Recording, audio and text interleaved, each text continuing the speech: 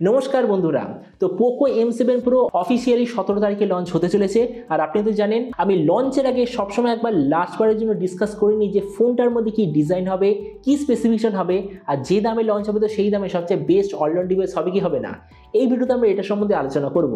তো চলো শুরু করা যে ভিডিওটা কোনো সময় নষ্ট না করে, আপনি যদি গ্যাজেটল বাংলা চ্যানেল প্রথমবার আসেন আর এরকম বাংলা টেক ভিডিও ডেইলি দেখতে চান, তাহলে গ্যাজেটল বাংলা চ্যানেলটা সাবস্ক্রাইব অবশ্যই করে নেবেন।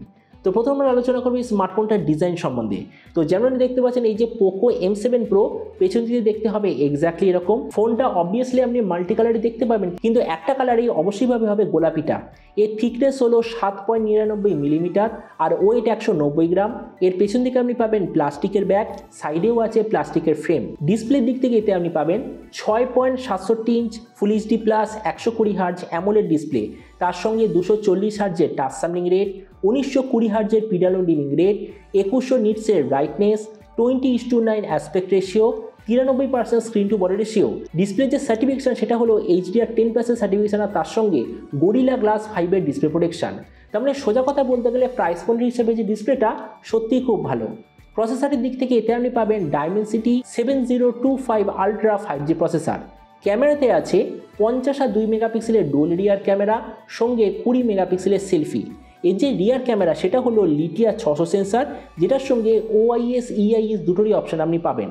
এই যে স্মার্টফোনটা অনেক ধরনের র্যাম আর স্টোরেজ ভেরিয়েন্টে আসার কথা, কিন্তু অ্যাকর্ডিং টু লিক স্টার্ট হবে 6128 জিবি থেকে। এর র্যামের কোয়ালিটিটা হলো LPDDR4X।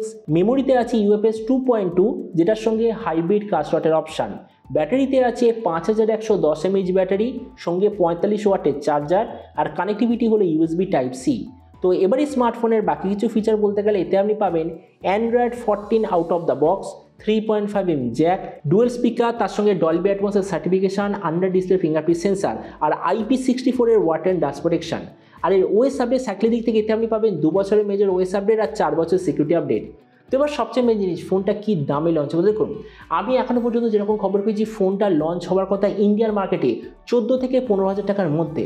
আর যদি স্মার্টফোনটা পোকো ব্র্যান্ডের আন্ডারে বাংলাদেশে লঞ্চ হয় তো হয়তো লঞ্চ হওয়ার কথা 30 থেকে 35,000 বাংলাদেশি টাকার মধ্যে। তো এবার সব ভিডিওর মধ্যে আপনাকে জানাবো এই যে স্মার্টফোনটা আসতে চলেছে এটি কি প্রাইস পয়েন্টের মধ্যে সবচেয়ে ভালো, নাকি এর চেয়ে বেটার অন্য কোনো স্মার্টফোন অ্যাভেলেবেল আছে। দেখুন, আমরা যদি এই মুহূর্তে 15,000 টাকার আশেপাশে দেখি তো আমি বলবো নার্জো 70 টার্বো বলে একটা দারুণ অলরাউন্ড স্মার্টফোন অ্যাভেলেবেল আছে।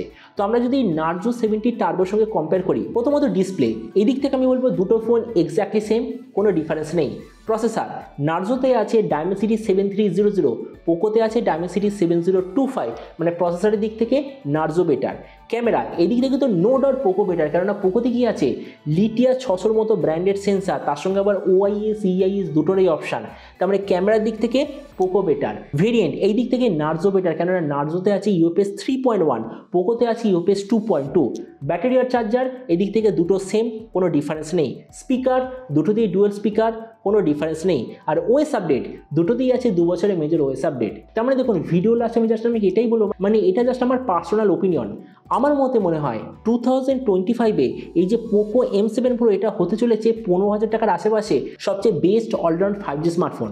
বেস্ট আমি এই জন্যই বললাম, কেননা দেখুন প্রাইস পয়েন্টে হয়তো আপনি CMA ফোন 1, নার্জো 70 টার্বো এই টাইপের ফোন পাবেন যাদের প্রসেসর পোকোর থেকে বেটার। হয়তো একটা দুটো ফোন এমন পাবেন যার ক্যামেরা পোকোর থেকে আরও বেটার। হয়তো একটা বা দুটো ফোন এমন পাবেন যার ব্যাটারি লাইফ এর থেকে অনেক বেটার। কিন্তু এই মুহূর্তে একটা ফোন অ্যাভেলেবেল নেই যাতে আপনি একটা ব্যালেন্স স্পেসিফিকেশন পাবেন। ফর এক্সাম্পল, পোকোর এই ফোনটায় যেমন আপনি পাচ্ছেন অ্যামোলেড ডিসপ্লে, ঠিকঠাক প্রসেসর, দারুণ ক্যামেরা, ঠিকঠাক র্যাম স্টোরেজের কম্বিনেশন, ঠিকঠাক কোয়ালিটির ব্যাটারি আর চার্জারের কম্বিনেশন, এই সব কিছুর কম্বিনেশনে একটা ফোনে পোকো M7 Pro ছাড়া অন্য কোনো ব্র্যান্ড আপনাকে এই মুহূর্তে তো প্রোভাইড করছে না। তো এই জন্য আমার মতে মনে হয় 2025-এ 15,000 টাকার আশেপাশে পোকো M7 Pro হতে চলেছে সবচেয়ে আলটিমেট ডিভাইস 5G ক্যাটাগরিতে। তো এবার আপনি নিচে কমেন্টে আমাকে অবশ্যই জানাবেন এই যে পোকো তরফ থেকে নতুন ফোনটা যে আসতে চলেছে, তো আপনি কি এই দামে এটা নিতে চান, নাকি অন্য কোনো স্মার্টফোন আমি চুজ করতে চান। এটা সম্বন্ধে যে কথা বলতে আমাকে একদমই ভুলবেন না। তো চলুন দেখা হবে আগামী একটা টেক ভিডিওতে। Till then stay tuned and always remember, think positive, be positive. Thank you.